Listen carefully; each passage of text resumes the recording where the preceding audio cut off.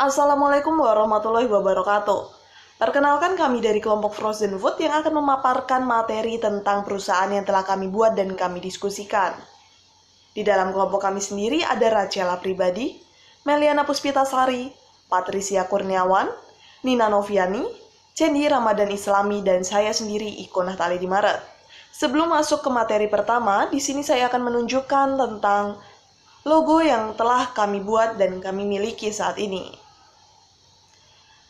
Happy Frozen Food, itu adalah nama perusahaan kami. Dan selanjutnya untuk materi pertama akan disampaikan oleh rekan saya, Rachela Pribadi. Silahkan Rachela. Nama saya Rachela Pribadi, NPM 17011134. Di sini saya akan menjelaskan tentang frozen food. Apa itu frozen food? Frozen food itu adalah makanan beku yang dibekukan dengan tujuan mengawetkan makanan hingga siap dimakan. Di sini juga ada aneka frozen food yang sangat digemari. Yang pertama itu ada daging sapi ayam, daging ikan dan seafood, nugget ayam, bakso ayam dan ikan, sosis, dan otak-otak. Salah satu keunggulan utama frozen food tentunya adalah kemampuannya bertahan lebih lama dibandingkan jenis makanan lainnya. Hal ini memungkinkan kita untuk menyimpan stok makanan hingga beberapa bulan ke depan. Selain itu, frozen food pada umumnya dikemas dengan sangat baik untuk menjamin kebersihan dan keamanan makanan dari produsen hingga mencapai ke tangan konsumen. Assalamualaikum warahmatullahi wabarakatuh. Saya Meliana Puspitasari akan menjelaskan alasan makanan frozen food menjadi makanan yang paling dicari saat pandemi COVID-19. Yang pertama, praktis diolah untuk bahan kuliner sehari-hari atau keadaan darurat. Makanan beku bisa jadi pilihan yang tepat karena lebih praktis untuk diolah. Yang kedua, tetap bernutrisi meski mudah diolah, bukan berarti frozen food tidak bernutrisi. Yang ketiga, tahan lama. Selain salah satu keunggulan utama frozen food tentunya adalah kemampuan bertahan lebih lama dibandingkan jenis makanan lainnya, namun kandungan nutrisinya tetap terjaga. Yang keempat, banyak pilihan menu masakan frozen food kini sudah semakin beragam. Selanjutnya, lebih higienis dalam proses pembuatan dan penyimpanannya di ruang kedap utara. Selain itu, frozen food pada umumnya dikemas dengan sangat baik untuk menjamin kebersihan dan keamanan makanan dari produsen hingga sampai ke tangan konsumen.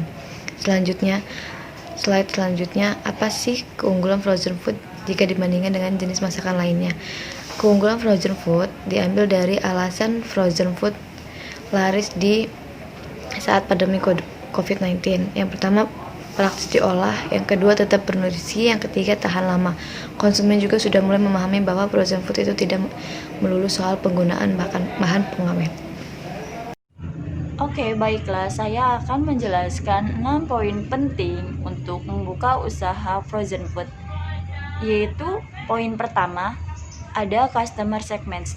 Jadi, sebelum kita memulai usaha frozen food ini, kita harus memikirkan terlebih dahulu sasaran ataupun target untuk pemasaran tersebut.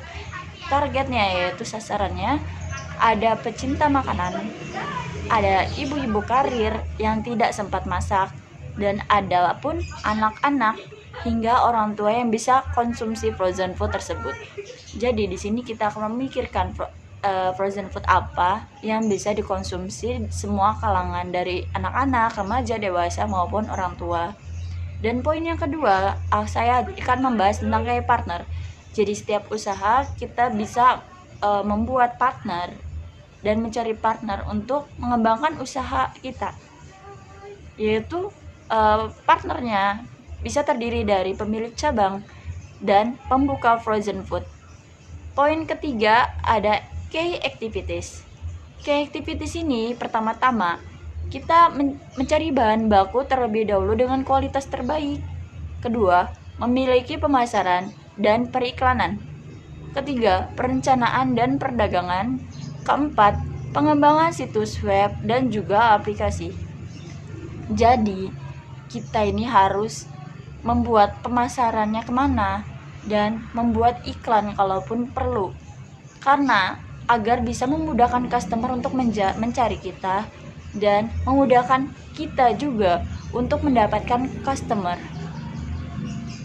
Dan setelah itu, poin keempat, kita akan bahas tentang channel. Jadi channel ini sasaran kita untuk pemasarannya, yaitu ada dua pilihan, ke media sosial dan GoFood. Media sosial kita bisa gunakan dari Twitter, Facebook, Instagram, Line maupun WA. Jadi kita bisa menggunakan sosial media untuk memasarkan frozen food kita agar bisa dikenal di kalangan masyarakat. Tetapi kita harus mempunyai akun tersendiri untuk bisnis usaha kita. Jangan sampai kita memasukkan sebuah bisnis ke akun sosial pribadi kita karena kita tidak tahu ke depannya bagaimana. Jadi lebih amannya kita membuat akun sendiri untuk memulai bisnis itu, dan bisa mempermudah juga customer mencari kita. Setelah itu, poin kelima, kita akan menjelaskan tentang proposisi nilai, yaitu frozen food adalah makanan yang dibekukan dengan tujuan untuk mengawetkan makanan hingga siap dimakan, digunakan masyarakat sebagai makanan yang siap saji. Dan ada e-commerce juga. Poin keenam ataupun poin terakhir, kita akan menjelaskan tentang cost structure. Cost structure ini kita akan ada 4, dibagi menjadi 4, yaitu gaji pegawai, transportasi, biaya marketing, dan packaging. Oke, di sini saya akan menjelaskan tentang salah satu kelemahan frozen food. Strategi pemasaran bisnis frozen food memiliki sedikit perbedaan dari pemasaran produk makanan biasa lainnya. Jika makanan yang biasa tidak mengutamakan waktu yang cepat dalam pengiriman produknya, tapi sebaliknya, untuk pemasaran bisnis frozen food dipengaruhi oleh waktu atau kecepatan pengirimannya. Hal ini karena frozen food tidak bisa terlalu lama berada di luar alat pendingin seperti kulkas, freezer. Ini juga merupakan kelemahan bisnis frozen food. Sekian dari saya, terima kasih. Strategi pemasaran frozen food. Tentukan target market. Langkah awal dalam pemasaran bisnis frozen food adalah tentukan target marketnya. Buatlah secara spesifik untuk segmentasi dan targeting customer Anda seperti gender, umur, wilayah, pekerjaan, dan beberapa anggota keluarganya. Tujuannya agar Anda bisa menentukan produk frozen food apa yang cocok untuk mereka. Dan saat ini Happy Frozen Food sendiri telah menargetkan pasar yang secara garis besar akan menyasar dari golongan keluarga dan juga anak muda. Karena seperti yang kita tahu sendiri, saat ini ibu rumah tangga tentunya akan sangat membutuhkan produk makanan yang cepat, praktis, dan juga tahan lama. Begitu pula dengan anak muda, sangat mencari sesuatu yang cepat dan instan, namun tetap enak. Lalu yang kedua, carilah supplier yang terbaik. Jika sudah memutuskan produk apa yang mau Anda jual, maka carilah supplier terbaik yang bisa menyediakan produk atau bahan bakunya. Di sini Happy Frozen Food sendiri tidak mencari supplier yang hanya memiliki atau yang hanya menawarkan produk dengan harga yang semurah-murahnya. Tapi kami juga harus memastikan produk yang akan kami beli dan kemudian kami pasarkan lebih luas lagi, memiliki kualitas yang memang terbaik dan juga memiliki kandungan gizi yang tentunya mencukupi bagi kebutuhan konsumen. Lalu yang ketiga, buatlah keunikan pada produk frozen food Anda. Usahakan produk frozen food Anda memiliki keunikan yang tidak mudah ditemukan di pasaran. Di sini produk frozen food kami tidak hanya menyediakan frozen food yang berasal dari hewani, tapi keunikan yang kami miliki juga merupakan penyediaan produk frozen food yang berasal dari tanaman atau sayur-sayuran. Karena seperti yang kita tahu, saat ini keseimbangan gizi itu sangat utama untuk diperhatikan oleh konsumen kita. Lalu, yang keempat, buatlah konsep branding yang efektif. Langkah lain dalam strategi pemasaran bisnis frozen food adalah membuat konsep branding yang efektif. Di sini kelompok kami mengkonsepkan perusahaan kami untuk menjadi perusahaan yang fokus pada produk frozen food yang dapat dikatakan memenuhi gizi untuk para konsumen kami.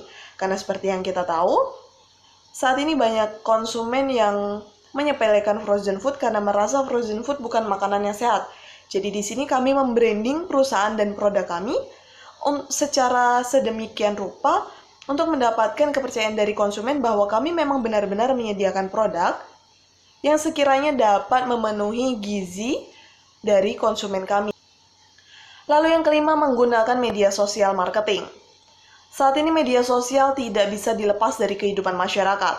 Oleh karena itu, media sosial marketing wajib dipakai dalam memasarkan produk frozen food. Buatlah akun di media sosial populer seperti Instagram dan Facebook. Saat ini kami sendiri memiliki akun aktif Instagram, yang mana disitulah kami menjajakan atau memasarkan produk dari frozen food yang kami miliki. Yang keenam atau yang terakhir, beriklan di platform online. Budgetkan biaya promosi untuk beriklan agar pemasaran bisnis frozen food bisa berhasil. Nah, saat ini kami juga tidak hanya menjajakan kami di akun Instagram resmi kami, tapi kami juga menjajakannya melalui iklan-iklan yang ada di platform online. Untuk materi selanjutnya akan disampaikan oleh rekan saya, Cendi. Silakan, Cendi. Berikut adalah daftar harga modal dari produk yang kami jual. Yang pertama ada sosis 15.000 per 500 gram, yang kedua ada nugget ayam 18.000 per 500 gram, yang ketiga ada bakso sapi 27.000 per 1 kilo, ada bakso udang 24.000 per 700 gram, sayur pakcoy 5.000 per 5 batang, brokoli 24.000 per 1 kilo, bayam beku 58.000 per 1 kilo, daging sapi iris 65.000 per 500 gram, dada ayam iris 36.000 per 500 gram, dan smoke beef 30.000 per 500 gram, serta udang kupas 80.000 per 1 kilo. Dari harga modal tersebut, kami mendapatkan keuntungan sekitar 10-30% dari setiap produknya. Sekian, itu saja produk yang kami jual. Terima kasih.